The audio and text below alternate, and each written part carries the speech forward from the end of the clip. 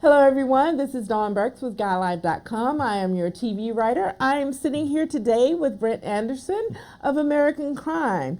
You know, the series that's involved in the shades of gray in these magnificently nuanced stories. So, what people don't know is that you're a Dallasite. I am. Yeah, I grew up actually in Arlington. Moved here back in the early 70s with my family. I went to Lamar High School. Viking fight never dies. Go Vikes. And went to UTA. Got my degree in theater at UTA. So yeah, I'm from Dallas-Fort Worth. But not only are you acting, you're a producer. You started a production company here, like right after you graduated. Yeah, I actually I started first of all writing scripts for some friends of mine that I worked for as an actor, and I started doing some scripts for like live trade shows, and that sort of worked its way into other projects. And I got very involved with the American Heart Association, which is headquartered here in Dallas, and really enjoyed doing a lot of stuff behind the camera, producing, directing, writing. But acting is my number one thing. Well, one would think so just from watching. I mean, you have this you have what I feel like is the most sympathetic character on this show this time around. Yeah. There aren't a lot of sympathetic characters on American Crime that's any true. season, that's for sure. That's very true. But it's like you're watching your son on the show go through so much turmoil, and you can see it in your face and behind your eyes. And what's it like? You have a son of your own. What's it like dealing with that and acting your way around it? Sure. You know, that's one of the most interesting things. I feel like as I get older, acting, I don't want to say it gets easier because it's never easy, but it gets less difficult because there's so much more to draw on. And having a son, I have a daughter as well, you know, those things that we go through as parents, especially when our children are in some type of incredibly difficult situation like Eric is on the show, you definitely draw from that, you pull from that. It's every parent's nightmare to find out that your child is involved in something this terrible, and then to have all the economic pressures that Kurt has going on, and the situation with his ex-wife, and then his other son. Right. You know, I mean, the whole family's kind of falling, and we're just one family of many that are falling apart on the show. Right. But, you know, Kurt, I think, he's one of the few characters that he doesn't have an agenda. His agenda is to take care of his family. That's it. That is his job. And I think he still makes mistakes. I think a lot of people felt the way that Kurt handled the situation with his youngest son at school. You know, it was kind of like, look, my kid's not the problem, you're the problem, we got to go. So Kurt has his issues, but overall, I think I do hear from a lot of folks that he's the most sympathetic for that reason. He's fighting for his family. Right, and everyone else seems to have some other sort of, even if it's small, some sort of agenda in place. I mentioned earlier about the Grays in the show. One of the things I love about American Crime from each season is that there's no black and white here. The crime happens, but this show does a 360-degree view of that crime. Do you, by chance, do you as actors get to see the other things going around? Or are you reacting just from your storyline? Oh, well, that's one of the really interesting things about working on American Crime is that as the season progresses, we've done 2 seasons now, and it was the same way last season. As the season progresses, it's like we get less and less information. And I mean, literally, once we got down to like episodes 6, 7, 8, 9, 10 last season, I was getting my scenes. Wow. This is it. And if for any reason they had to include something else, everything else was redacted. So one time I almost printed out, I like to print out the whole script when I shoot, just to have it. And I had some small scenes in some episodes last year, and I went to print, I went, maybe I should look at this. It would have been nothing but black ink. Palmer, black ink. So, yeah, they keep it very real that way. Michael McDonald and John Ridley, creator, they want it to be very real. They want everybody's reactions to be real.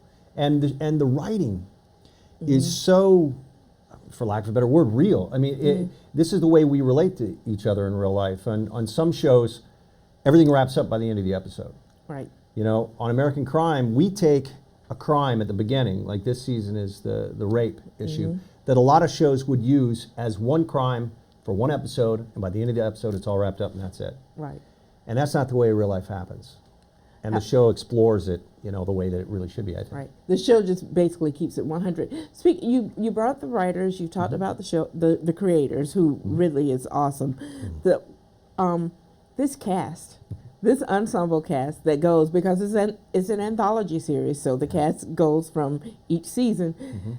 This cast is awesome. You got award-winning Regina King, you've got Felicity Huffman, Tim Hutton. Yes, how Andre Benjamin. and you just got keeps Joy going on. Polari, Connor Jessup, Lily Taylor. Lily Taylor, yes.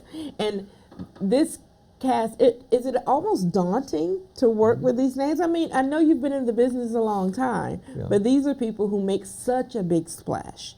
Is it comforting to know that you're in good hands?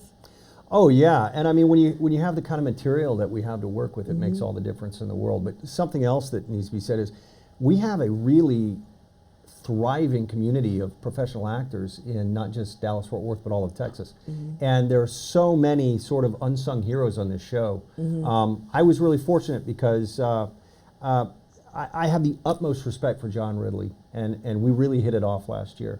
And he was telling me, he was like, he was so impressed with the talent in Texas, and that so many people, even though the way the show is designed, you get a lot of the scenes from one person's perspective, and that's by design. It's supposed to be that way because we want to really explore what that person's going through.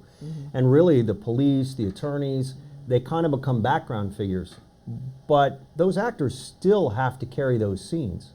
And John was so impressed with how people like Joe Nemers, who played D.A. Soderbergh last season, he's a good friend of mine.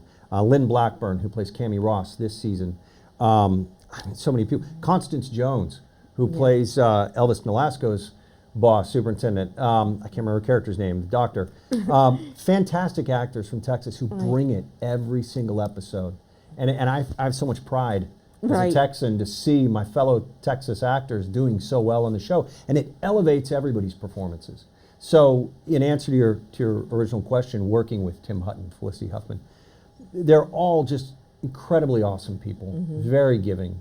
When you're working on material that's this strong, everybody's happy and everybody's enjoying it. Critics love this show, myself included. Sure. Then along comes another show called American Crime Story, and it's sensational just because it has O.J. Simpson's name attached to it, and now the real life component of a knife perhaps found. It seems like your show may get a little overshadowed and may be lost in the thicket somehow. And I'm wondering, how are you guys working with that? Because this show is magnificent. Regina King's Emmy win was one of the things that helped push it out. Keep it going. That helped keep it going. But is it the stalwart cast? Is it the stellar writing? You're just nodding. It's all of that. Well, what keeps us going?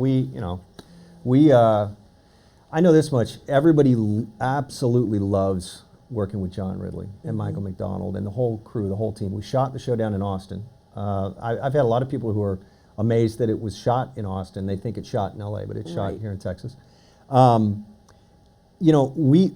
All we can really do as actors is the very best that we can do. And I think you're seeing that. I mean, I'm just amazed watching each episode, watching what everybody else does, especially since we don't get all the information a lot of the time. We're right there with the fans that are like, what's going to happen?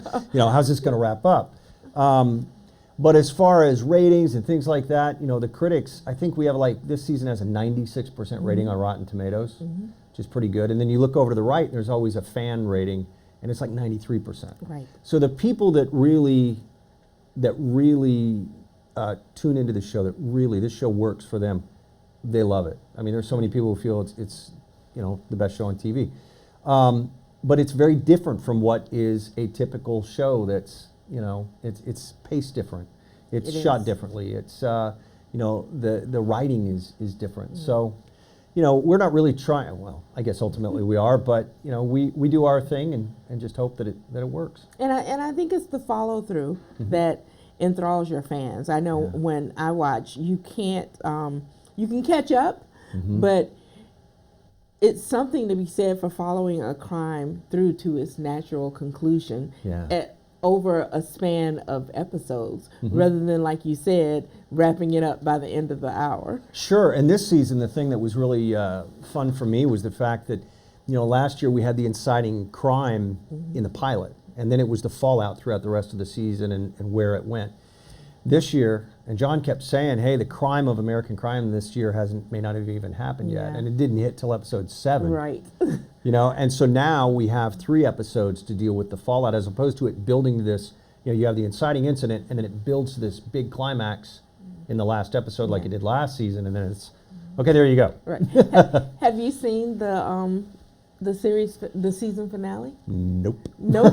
No. Dang no, it! I was going to ask you to give me something. Now I was amazed. This year they did give me most of the script. Oh wow! So I did get to see most of it, but okay. So I have an idea of where it goes. You have an idea of where it goes, Yeah. but for all the fans out there watching this and watching us, we think you're going to have to tune in. Tune in tomorrow night, yeah. To see American Crime. Thank you so much for your time, Brent. Thanks for having me. And please feel free to call me up, tweet at me, give me a shout whenever you hit town. Do you spend a lot of time here? Is this your home base? Yeah, it's my home base, and I kind of go back and forth to LA as I need to.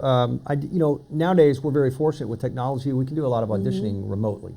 Okay. Especially, when you're on set working on a project, a lot of the time another project comes along, so you audition from there, and that's how a lot of people book stuff. So I have that, but I go back and forth. I actually serve as the local president of the Screen Actors Guild, American Federation of Television Radio Artists. We merged, so it's really big now, SAG-AFTRA. So I traveled to LA quite frequently for meetings and things like that. Okay. So yeah. Well, like I said, anytime you want some good home cooking, just come here and I'll cook you right here. Awesome. We'll do it. All right. Thank you again. I appreciate the time. Again, this is Dawn Burkes with GuideLive.com, your entertainment portal to what's going on in the big DFW.